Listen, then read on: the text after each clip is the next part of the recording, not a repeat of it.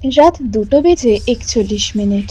ঘরের ফ্যানটা চলছে, আলো নেভানো, শুধু মোবাইলের স্ক্রিনে আলো মুখে পড়ছে।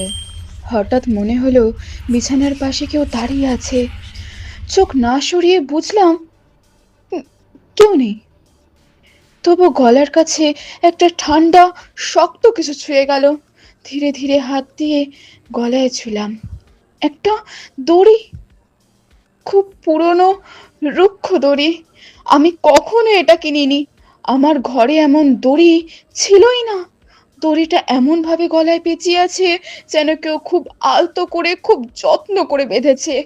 আঙুল দিয়ে টানতে গেলাম, দড়িটা নড়লো না, বরং আটটো টাইট হয়ে গেল।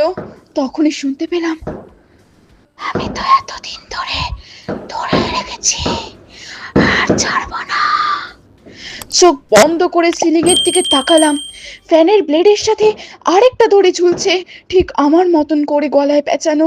শুধু ওটার মাঝখানে একটা ফাঁকা ফাঁস, আর ফাঁসের ঠিক নিচে অন্ধকারে একটা হাসি ভেসে উঠেছে। আমারই হাসি, শুধু চোখ দুটো নেই।